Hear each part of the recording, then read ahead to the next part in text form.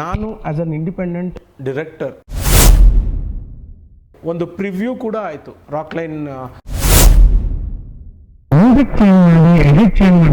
Director change ಆಗಲ್ಲ ಅಲ್ವಾ? ಯಾರಿಗೇ ಆದರೂ ಅವರ ಪ್ರಾಡಕ್ಟು ಎಲ್ಲಿ ಸ್ಟೇಲ್ ಆಗಿಬಿಡತ್ತೆ ಅನ್ನೋದೊಂದು ಭಯ ಇರುತ್ತೆ.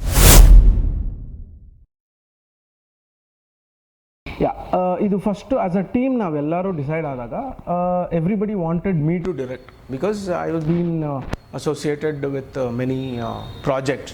So we all decided like, okay, I will be directing this film, Mr. Raghu Bhatt will be acting in this and writer, and ಮಿಕ್ಕಿದ್ದು ನಮ್ಮ ಟೀಮಲ್ಲಿ ಯಾರ್ಯಾರಿದ್ರು ಅವ್ರವ್ರ ರೋಲ್ಸ್ ಆ್ಯಂಡ್ ರೆಸ್ಪಾನ್ಸಿಬಿಲಿಟೀಸ್ನ ಡಿಫೈನ್ ಮಾಡ್ತಾ ಬಂದ್ವಿ. ಆ್ಯಂಡ್ ನಮ್ಮ ಟೀಮಲ್ಲಿ ವೆಲ್ ನೋನ್, ನಂದು ಇದಕ್ಕೂ ಮುಂಚೆ ನಾನು ವರ್ಕ್ ಮಾಡಿದ್ದೆ ಆಲ್ರೆಡಿ, ನನ್ನೊಂದು ಶಾರ್ಟ್ ಫಿಲಮಲ್ಲಿ ವರ್ಕ್ ಮಾಡಿದ್ರು ಆನಂದ್ ಸುಂದರೇಶ್ ಅಂತ. So he was the cinematographer. So ಇದನ್ನು ಇಟ್ಕೊಂಡು ನಾವು ಮುಂದೆ ಪರ್ಪಲ್ ರಾಕ್ ಹತ್ರ ನಾವು ಹೋಗಿ ಈ ಥರ ಇದೆ ನಮ್ಮ ಕ್ರೂ ಲಿಸ್ಟ್ ಅಂದ ತಕ್ಷಣ ಓಕೆ ವೆಲ್ ಆ್ಯಂಡ್ ಗುಡ್ ಅಂದ್ಬಿಟ್ಟು ಅವರು ಸಜೆಸ್ಟ್ ಮಾಡಿದಂಥ ಮ್ಯೂಸಿಕ್ ಡೈರೆಕ್ಟರ್ ಅಶ್ವಿನ್ ಹೇಮಂತ್ ಅಂತ. ಸೊ ಅವ್ರ ಕಡೆಯಿಂದ ಅಶ್ವಿನ್ ಹೇಮಂತ್ ಸಜೆಸ್ಟ್ ಮಾಡಿದ್ರು. ನೆಕ್ಸ್ಟ್ ಸಿಂಗರ್ಸಲ್ಲಿ ಅಂದರೆ ಲಿರಿಕ್ಸಲ್ಲಿ ಪ್ರಮೋದ್ ಮರ್ವಂತೇನ ಅವರು ಸಜೆಸ್ಟ್ ಮಾಡಿದ್ರು. ಅವ್ರ ಕಡೆಯಿಂದನೇ ರಘುನಾಥ್ ಅಂತ ಎಡಿಟರ್ ಬಂದರು. ಅದಾದಮೇಲೆ ನನಗೆ ಲೈಟ್ ಹೌಸ್ ಮೀಡಿಯಾ ಸಂತೋಷ್ ಅಂತ ಇದ್ದರು, ಅವರು ಪರಿಚಯ ಇದ್ದರು.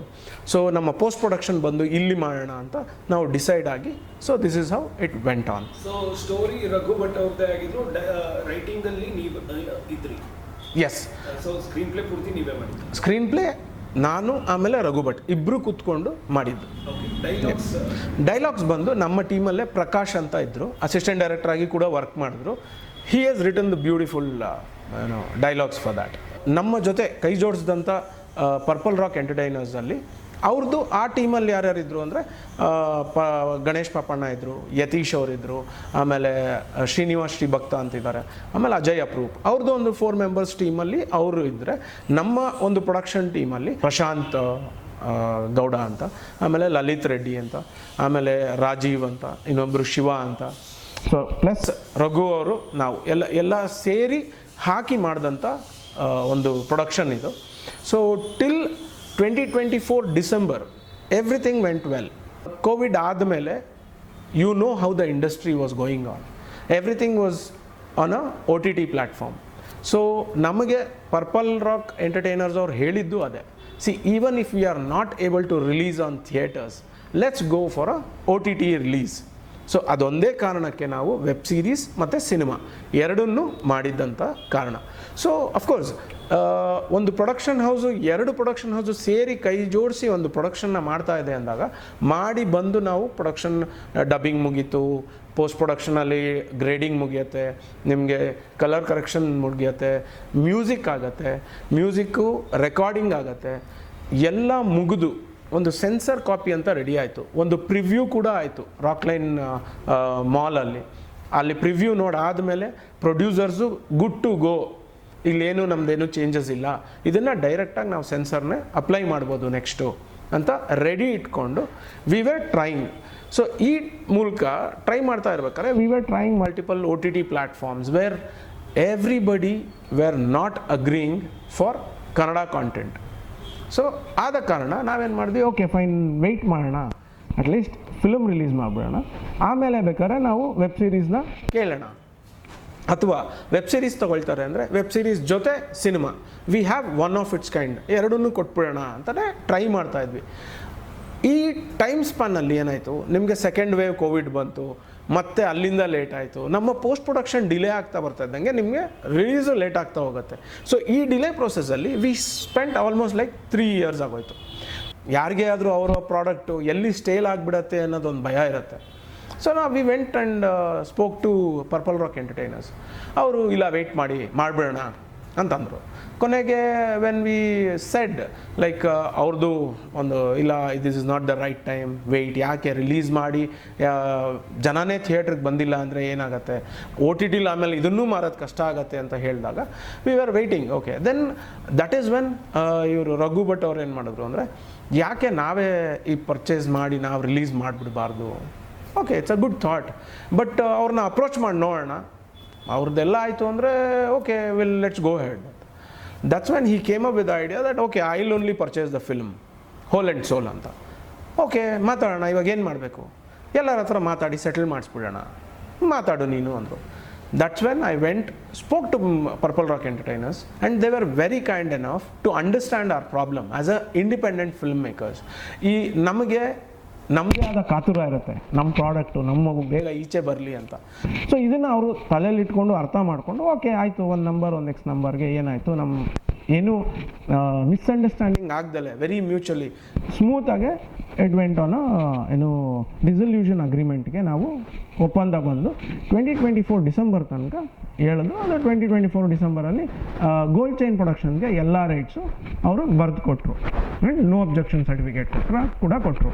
ನಮ್ಮ ಪ್ರಶಾಂತ್ ಆಮೇಲೆ ಲಲಿತ್ ಅಂತ ನಮ್ಮ ಏನು ಪ್ರೊಡಕ್ಷನ್ ಹೌಸಲ್ಲಿದ್ದರು ಅವ್ರಿಗೂ ಕೂಡ ಅವರು ಅಮೌಂಟ್ನ ಸೆಟಲ್ ಮಾಡಿ ಹೋಲ್ ಆ್ಯಂಡ್ ಸೋಲ್ ಪ್ರೊಡ್ಯೂಸರ್ ಆಗಿ ರಘು ಅವರು ತೊಗೊಂಡ್ರು.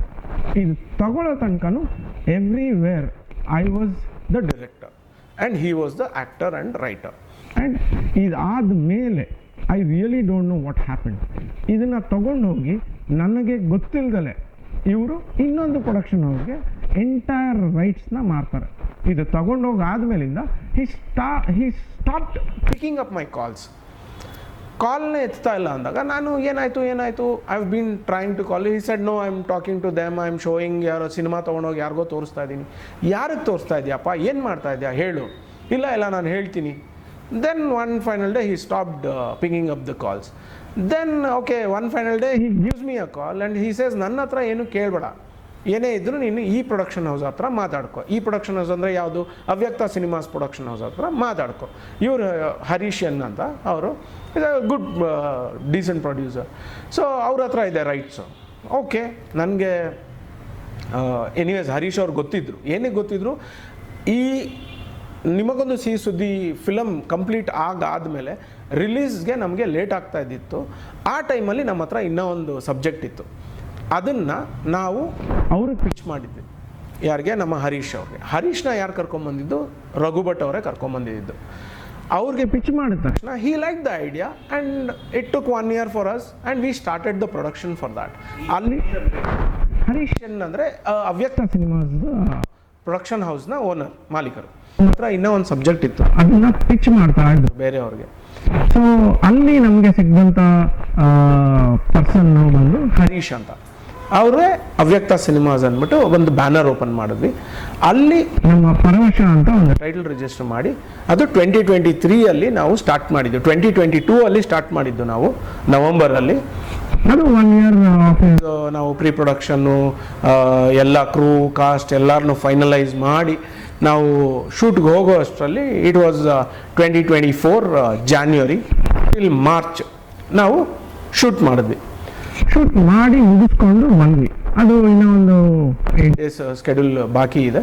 ಬಂದು ಆದಮೇಲೂ ನಮ್ದು ಇನ್ನೂ ನಿಮಗೊಂದು ಸಿಹಿ ಸುದ್ದಿ ರಿಲೀಸ್ ಆಗಿರಲಿಲ್ಲ. ಸೊ ಇದು ಇನ್ನೂ ನಮ್ಮ ಪರ್ಪಲ್ ರಾಕ್ ಎಂಟರ್ಟೈನರ್ಸ್ ಹತ್ರನೇ ಇತ್ತು. ವಾಪಸ್ ನಾವು ಅವ್ರಿಗೆ ಹೋದ್ವಿ, ಸರ್ ನಮ್ಮದು ಇನ್ನೂ ಒಂದು ಫಿಲಮು ಶೂಟ್ ಮಾಡಿಬಿಟ್ಟಿದ್ದೀವಿ, ನಾವು ಈ ಸಿನಿಮಾನಾದರೂ ರಿಲೀಸ್ ಮಾಡಿ ಸರ್ ಅಂತ ಕೇಳ್ಕೊಂಡಾಗ that is when it was taking time. ಆವಾಗ ರಘು ಅವ್ರು ಡಿಸೈಡ್ ಮಾಡಿ ಇಲ್ಲ ನಾವೇ ತಗೊಳ್ಳೋಣ, ಬೈ ಬ್ಯಾಕ್ ಮಾಡೋಣ ಅಂತ. 2024 ಆಗಸ್ಟಿಂದ ಟಾಕ್ಸ್ ಸ್ಟಾರ್ಟ್ ಆಗಿ ಎಂಡ್ ಆಗಿದ್ದು ಬಂದು 2024. ಸೊ ಡಿಸಲ್ಯೂಷನ್ ಅಗ್ರಿಮೆಂಟ್ ಅಲ್ಲಿ ಆಯಿತು. ಈ 2024 ಡಿಸೆಂಬರ್ ಯಾವಾಗ ಈ ಅಗ್ರಿಮೆಂಟ್ ಚೇಂಜ್ ಆಯಿತು, ಆ 2 months ಇವರು ನಡವಳಿಕೆ ಅಥವಾ ಬಿಹೇವಿಯರ್ ಚೇಂಜ್ ಆಯಿತು. ಅದಕ್ಕೆ ಮುಂಚೆನೇ ಫೈನಲ್ ಕಾಪಿ ಸೆನ್ಸಾರ್ಗೆ ಕಳಿಸ್ಲಿಕ್ಕೆ ರೆಡಿ ಇತ್ತು. ಕಳಿಸ್ಲಿಕ್ಕೆ ಪೂರ್ತಿ ಪ್ರಾಪರ್ ಸೆನ್ಸರ್ ಕಾಪಿ ರೆಡಿ ಮಾಡಿ ಒಂದು ಪ್ರಿವ್ಯೂ ಕೂಡ ಆಗಿತ್ತು ಪ್ರೊಡ್ಯೂಸರ್ಸ್ಗೆ, ಎವ್ರಿಥಿಂಗ್. ಅಲ್ಲಿ ತನಕ ನಾನೇ ಎಡಿಟಿಂಗ್ ಇಂದ ಹಿಡಿದು ಎಲ್ಲ ಪೋಸ್ಟ್ ಪ್ರೊಡಕ್ಷನ್ ಮುಗಿಸಿದ್ದೆ. Yes, edit, post production, colour correction, music, background music, singers, ಹಾಡ್ಸಿದ ತನಕನೂ ಅಲ್ಲಿ ತನಕನೂ ನಾನೇ ಹೋಲ್ ಆ್ಯಂಡ್ ಸೋಲ್ ಡೈರೆಕ್ಟರ್ ಆಗಿ ಇದ್ದಿದ್ದು. ಅದಾದಮೇಲೆ ಯಾವಾಗ ಇವರು ಪರ್ಪಲ್ ರಾಕ್ ಎಂಟರ್ಟೈನರ್ಸಿಂದ ತೊಗೊಂಡ್ರು, ಅಲ್ಲಿಂದ ಯಾವಾಗ ಅವ್ಯಕ್ತ ಸಿನಿಮಾಸಿಗೆ ಮಾರಿದ್ರು, ಅಲ್ಲಿಂದ ಅವ್ರದ್ದು ಚೇಂಜ್ ಆಯಿತು. ಅಲ್ಲಿ ಏನು ಅಂದರೆ, ನಾನು ಅವ್ರು ಯಾವಾಗ ರಘುಭಟ್ ಅವ್ರು ನನಗೆ ಫೋನ್ ಮಾಡಿ ಹೇಳಿದ್ರಲ್ಲ, ನನ್ನ ಹತ್ರ ಇನ್ನು ಏನೂ ಇಲ್ಲ, ಎಲ್ಲ ನೀನು ಅವ್ಯಕ್ತ ಸಿನಿಮಾಸ್ ಹತ್ರ, ಆ ಪ್ರೊಡಕ್ಷನ್ ಹೌಸ್ ಹತ್ರ ಮಾತಾಡ್ಕೊ ಅಂತ. ನಾನು ಆವಾಗ ಫೋನ್ ಮಾಡಿದೆ, ಸಂತೋಷ ಸರ್ ನೀವೇ ತೊಗೊಂಡಿದ್ದೀರಾ, ಹೇಗೆ ಮುಂದೆ ಹೇಗೆ ತೊಗೊಂಡೋಗ್ಬೇಕು ಅಂತ ಇದ್ದೀರಾ, ರಿಲೀಸ್ ಯಾವಾಗ ಮಾಡೋಣ, ಏನು ಪ್ಲ್ಯಾನ್ಸು, ಮಾರ್ಕೆಟಿಂಗ್ ಪ್ಲ್ಯಾನ್ಸ್ ಏನು, ಇಲ್ಲ ಎಲ್ಲ ಹೇಳ್ತೀನಿ ಅಂತ ಅಂದರು. ಓಕೆ ನಾನು ಸುಮ್ಮನಾದೆ. ಅದಾಗಿ 3 ಡೇಸ್ಗೆ ಜನವರಿ 13ಗೆ ಇವರು 2025 ಮೋಷನ್ ಪೋಸ್ಟರ್ ಒಂದು ಈವೆಂಟ್ ಮಾಡಿ ಮೋಷನ್ ಪೋಸ್ಟರ್ ರಿಲೀಸ್ ಮಾಡ್ತಾರೆ. ಆ ಮೋಷನ್ ಪೋಸ್ಟರ್ ರಿಲೀಸಲ್ಲಿ ರಘುಭಟ್ ಅವ್ರು ಏನು ಹೇಳ್ತಾರೆ ಅಂದರೆ, story, screen play and direction ನಾನೇ ಮಾಡಿದ್ದು, ಆದರೆ ಆನ್ ಸೆಟ್ಸ್ ನನಗೆ ಕೈ ಜೋಡ್ಸೋಕ್ಕೆ ಸುಧೀಂದ್ರ ಅಂತ ಇದ್ದರು. That is the shocker of my life. ನನಗೆ ಅದು ಶಾಕ್ ಆಯ್ತು. ನನಗೆ ಇದೇನಪ್ಪ ಹಿಂಗೆ ಹೇಳ್ತಾ ಇದ್ದಾರೆ ಅಂತ. ಪೋಸ್ಟ್ರಲ್ಲಿ ನೋಡಿದ್ರು ಡೆಸಿಗ್ನೇಷನ್ ಯಾರ್ದು ಏನು ಅಂದರೆ ಮೆನ್ಷನ್ ಮಾಡಿಲ್ಲ, ಎಲ್ಲ ಬರೀ ಹರೀಶನ್, ರಘುಭಟ್ ಆ್ಯಂಡ್ ಸುಧೀಂದ್ರ ಅಂತಾರೆ ಅಷ್ಟೇ. ನಾನು ವಾಪಸ್ಸು ಅವ್ರದ್ದು ಈವೆಂಟ್ ಆದಮೇಲೆ ನಾನು I have bean tried calling them multiple times. 3-4 days ಆಯಿತು, ಏನೂ ರೆಸ್ಪಾನ್ಸ್ ಇಲ್ಲ. ಆಮೇಲೆ ಒಂದಿನ ಕಾಲ್ ಎತ್ತಿದಾಗ ಕೇಳಿದಾಗ ನಾನು, ಏನು ಸರ್, ನನ್ನ ಅಸ್ತಿತ್ವ ಹೊಟ್ಟೋಗತ್ತೆ ಸರ್, ಇಷ್ಟು ವರ್ಷ ಕಷ್ಟಪಟ್ಟಿರೋದು ನಿಮಗೂ ಗೊತ್ತು, ನೀವು ಈ ಪ್ರಾಜೆಕ್ಟ್ ನಾನು ಡೈರೆಕ್ಷನ್ ಮಾಡಿರೋದು ನೋಡೇ ನೀವು ಈ ಹೊಸ ಪರವಶ ಸಿನಿಮಾ ನನಗೆ ಕೊಟ್ಟಿರೋದು. ಆ್ಯಂಡ್ ಬ್ಯೂಟಿಫುಲಿ ಏನೋ ನೀವೇ ನನಗೆ ಹೇಳಿದ್ದೀರಾ, ತುಂಬ ಚೆನ್ನಾಗೇ ಏನೋ ಹಾಡೆಲ್ಲ ಮೂಡಿ ಬಂದಿದೆ ಅಂತ. ಆ್ಯಂಡ್ ಅಲ್ಲಿ ಪ್ರೊಡಕ್ಷನ್ ಕಾಸ್ಟ್ನ ಕಟ್ ಡೌನ್ ಮಾಡೋಕ್ಕೋಸ್ಕರ ನಿಮಗೊಂದು ಸಿಹಿ ಸುದ್ದಿಲಿ, I didn't get any choreographers also. It was a montage song ಥರ ನಾನೇ ಎಂಟೈರ್ ಥಿಂಗ್ನ ಪ್ಲ್ಯಾನ್ ಮಾಡಿ ಶೂಟ್ ಮಾಡಿ ಅದನ್ನು ಇದು ಮಾಡಿದ್ದು. ಇದು ಇಷ್ಟ ಆಗಿ ಇದ್ರ ಬೇಸಿಸ್ ಮೇಲೆ ಅವರು ನನಗೆ ತುಂಬ ಚೆನ್ನಾಗಿ ಮಾಡಿದ್ದೀರಾ ಅಂದ್ಬಿಟ್ಟು ಪರವಶ ಅಂತ ಸಿನಿಮಾ ಕೊಟ್ಟಿರೋದು. ಇವಾಗ ನೋಡಿದ್ರೆ ಏನು ಸರ್ ನೀವು ನನ್ನ ಹೆಸರೇ ತೆಗಿತಾ ಇದ್ದೀರಾ? ನಿಮ್ಮ ಹೆಸರು ತೆಗೆದಿಲ್ಲ, ನಾನು ನಿಮ್ಮ ಹೆಸರು ಕೂಡ ಹಾಕಿದ್ದೀನಿ, ಬಟ್ ಶೇರ್ ಮಾಡ್ತಾ ಇದ್ದೀನಿ. ಯಾಕೆ ಸರ್ ಶೇರು? ಇಲ್ಲ, ಇವಾಗ ರಘುಭಟ್ಟು ನಾವು ಎಲ್ಲ ಡಿಸೈಡ್ ಮಾಡಿ ಅದನ್ನು ಮ್ಯೂಸಿಕ್ ಎಲ್ಲ ಚೇಂಜ್ ಮಾಡಿದ್ದೀವಿ ನಾವು, ಹಾಗಾಗಿ ಸರ್ ನೀವು ಮ್ಯೂಸಿಕ್ ಚೇಂಜ್ ಮಾಡಿ ಎಡಿಟ್ ಚೇಂಜ್ ಮಾಡಿದ ತಕ್ಷಣ ಡೈರೆಕ್ಟರ್ ಚೇಂಜ್ ಆಗಲ್ಲ ಅಲ್ವಾ? ನನ್ನ ಫುಟೇಜ್ ಮೇಲೇ, ನಾನು ತೆಗೆದಂಥ ಫುಟೇಜ್ ಮೇಲೇ ನೀವು ಇವತ್ತಿಗೂ ಅದನ್ನು ಎಡಿಟ್ ಮಾಡ್ತಿದ್ದೀರಾ ಹೊರತು ನೀವೇನು ಎಕ್ಸ್ಟ್ರಾ ಶೂಟ್ ಮಾಡಿಲ್ವಲ್ಲ? ಇಲ್ಲ ಸರ್, ನಾನು ಇವ್ರಿಗೆ ಲಾಂಚ್ ಮಾಡ್ಬೇಕು ನಾನು ರಘುಭಟ್ ಅವ್ರಿಗೆ, ಸೊ ಇದು ನನ್ನ ಡಿಸಿಷನ್, ಸೊ ನಾನು ಅವ್ರದ್ದು ಹೆಸರು ಬಂದೇ ಬರುತ್ತೆ ಅಂತ ಕಡಾಖಂಡಿತವಾಗಿ ಹೇಳಿದ್ಮೇಲೆ ನನಗೆ ಎಷ್ಟೇ ರಿಕ್ವೆಸ್ಟ್ ಮಾಡಿಕೊಂಡ್ರು ನಾನು, ಇಲ್ಲ ಸರ್ ನಂದು ಇಷ್ಟು ವರ್ಷದ್ದು ಏನು ಶ್ರಮ ಹಾಳಾಗೋಗ್ಬಿಡುತ್ತೆ ನನಗೆ, ನಾನೇನು ಬೇರೆ ಏನು ಕೇಳ್ತಾ ಇಲ್ಲ, I am asking for only the name. ನಂದೊಬ್ಬಂದು ಸೋಲೋ ಡೈರೆಕ್ಟರ್ ಅಂತ ಕೊಡಿ ಅಲ್ಲಿ, because even not even a single frame he is kept. ಒಂದು ಸಿಂಗಲ್ ಫ್ರೇಮ್ ಕೂಡ ಅವರು ಒಂದು ಸ್ಮಾಲ್ ಶಾರ್ಟ್ ಕೂಡ ಅವರು ಡೈರೆಕ್ಟ್ ಮಾಡಿದರೆ ಐ ಆಮ್ ನೋ ವೇರ್, ನನಗೆ ಯಾವುದೂ ಒಂದು ಬೇಜಾರೇ ಇಲ್ಲ ಈ ಎರಡು ಹೆಸರು ಶೇರ್ ಮಾಡಲಿಕ್ಕೆ. When he is not done that, so why should I share my name or a screen space? So ಎಲ್ಲರೂ ಹೊಡೆದಾಡೋದು ಎಂಡ್ ಆಫ್ ದ ಡೇ ಟೈಟಲ್ಗೋಸ್ಕರ. ಇದು ನನಗೆ ದಕ್ಕಲಿಲ್ಲ ಅಂದರೆ ತುಂಬ ನೋವಾಗತ್ತೆ.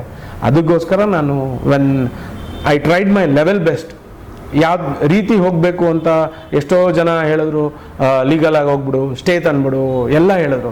So end of the day ನಮ್ಮ ಕನಸೇನಿತ್ತು, ಸಿನಿಮಾ ರಿಲೀಸ್ ಆಗ್ತಾ ಇದೆ, ಅದಕ್ಕೆ ಹಾಳಾಗಬಾರ್ದು. ನಾನು ಆದಷ್ಟು ಕಾಂಪ್ರಮೈಸಲ್ಲೇ ಹೋಗೋಣ, ಎಲ್ಲದನ್ನೂ ಮಾತಾಡೋಣ ಅಂತಲೇ ಮಾತಾಡಿದ್ದು. But it didn't turn out to be on a good note. So that is when I started approaching media and media friends.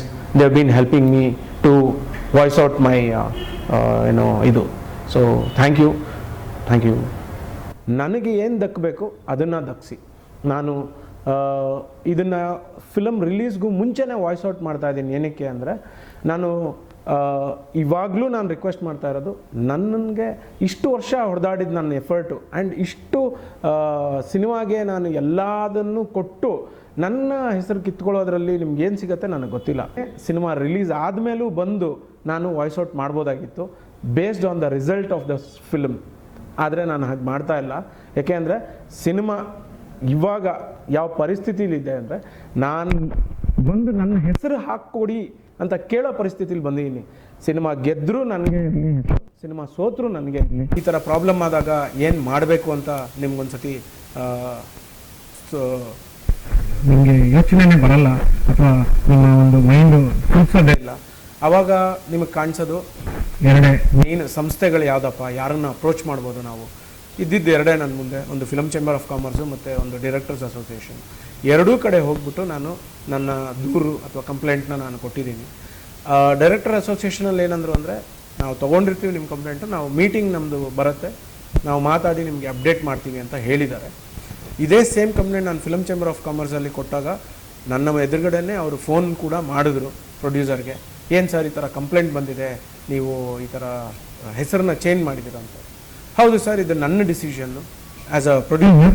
ಹಾಗಾಗಿ ನಾನು ಚೇಂಜ್ ಮಾಡ್ತಾ ಇದ್ದೀನಿ ಅಂತ ಒಂದು ಹೇಳಿ ಅವರು ಫೋನ್ ಕಟ್ ಮಾಡಿದ್ರು. ಸೊ ಇದು ತುಂಬ ಒಂದು ಏನೋ ನೋವಾಗುವಂಥ ವಿಷಯ. This is what I have taken the step. So ಏನು ಮಾಡಬೇಕು ಅಂತ ಗೊತ್ತಿಲ್ಲದಲ್ಲೇ finally I have come in front of the media to seek the February 21 ನಿಮಗೊಂದು ಸಿಹಿ ಸುದ್ದಿ ಥಿಯೇಟರ್ಸಲ್ಲಿ ರಿಲೀಸ್ ಆಗ್ತಾ ಇದೆ. ಬನ್ನಿ ನೋಡಿ.